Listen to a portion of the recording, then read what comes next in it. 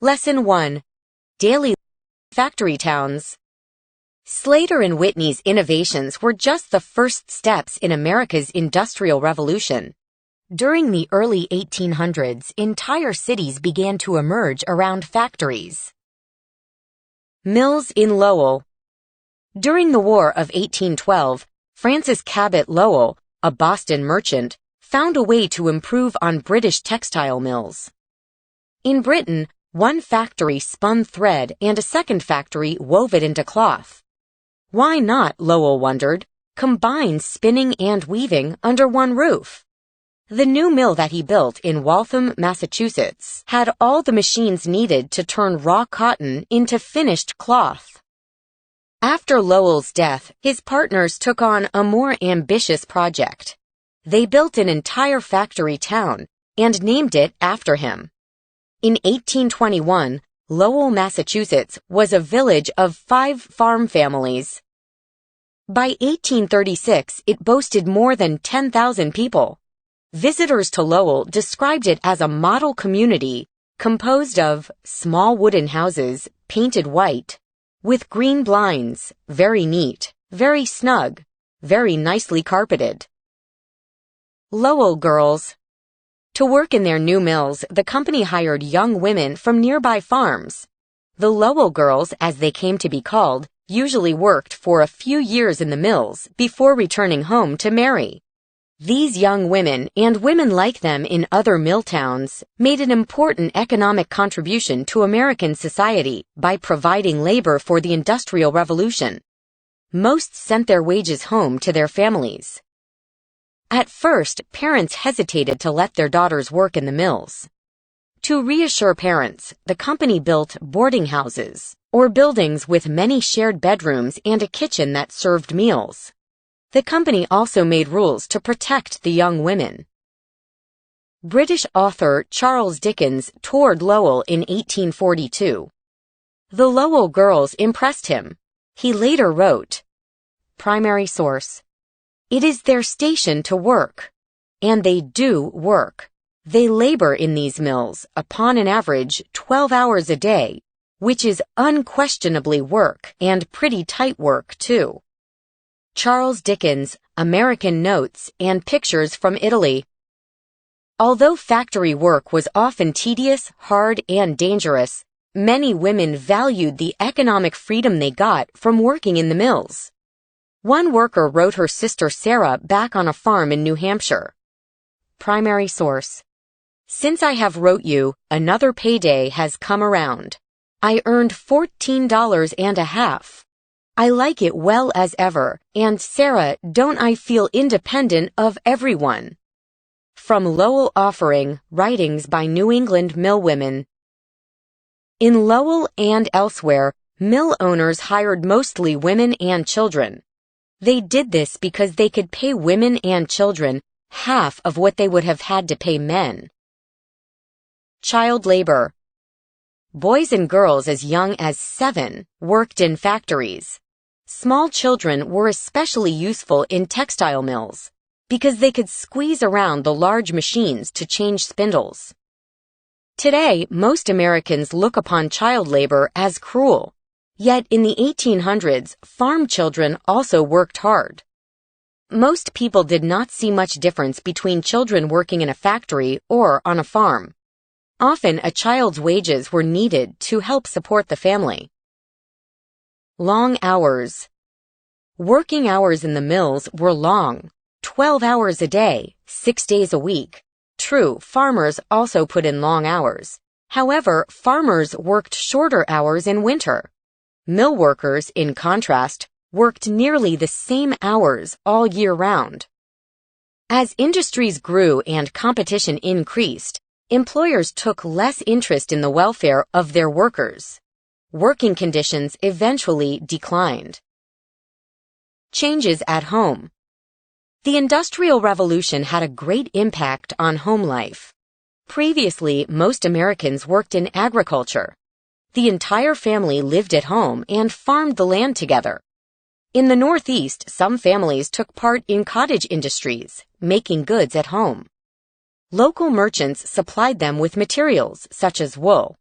Homeworkers, usually women and girls, would spin the wool into yarn and weave it into cloth. Other cottage workers made shoes. As the factory system spread, the family economy gave way to industrial production. More family members left the home to earn a living. These changes affected ideas about the role of women. In poorer families, women often had to go out to work. In wealthier families, husbands supported the family, while wives stayed at home. For many husbands, having a wife who stayed at home became a sign of success. Men and women began to be viewed as fundamentally different, with distinct gender-based roles. Women were judged to be best suited to the domestic life, while men were expected to go out and earn a living in the world. As a result, women and men formed close bonds with one another inside their separate spheres, while at the same time were also expected to marry and raise a family. Reading check. Draw conclusions. How did competition and the quest for profit change working conditions in American mills?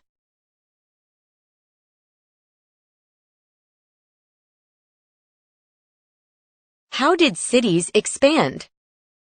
In 1800, nearly 5 million Americans lived in rural areas, compared to 322,000 who lived in cities. During the Industrial Revolution, many people left farms for cities, attracted by the job opportunities to be found in factories.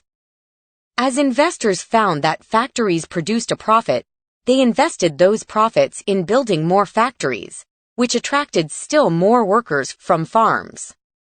Older cities expanded rapidly, while new cities sprang up around factories. This movement of the population from rural areas to cities is called urbanization. Urbanization increased as industry grew. Urbanization was a steady but gradual process. In 1800, only 6% of the nation's population lived in urban areas. By 1850, the number had risen to 15%. Not until 1920 did more Americans live in cities than in rural areas. By today's standards, these early cities were small. A person could walk from one end of any American city to the other in as little as 30 minutes. Buildings were, at most, only a few stories tall. As the factory system spread, the nation's cities grew. Problems in cities. Growing cities had numerous problems. Many of these resulted from the human modification of the environment. Dirt and gravel streets turned into mud holes when it rained. Cities had no sewers, and people threw garbage into the streets. A visitor to New York reported that, "The streets are filthy, and the stranger is not a little surprised to meet the hogs walking about in them, for the purpose of devouring the vegetables and trash thrown into the gutter." Untreated sewage and garbage often seeped into wells or flowed into streams and rivers, polluting the water. The contaminated water spread disease. Epidemics of cholera raged through cities, killing thousands of people. At about the same time, coal became an important source of industrial and home heating power. The smoke and soot from burning coal seriously modified the environment, polluting the air and dirtying cities. It also caused health problems. Attractions. Besides work opportunities, cities also had attractions. Theaters, museums, and circuses created an air of excitement. In cities, people could shop in fine stores that sold the latest fashions from Europe. Some offered modern, ready-to-wear clothing. While most women continued to sew their own clothes, many enjoyed visiting hat shops, china shops, shoe stores, and fancy goods stores. Reading check. Summarize. What were some drawbacks of urbanization?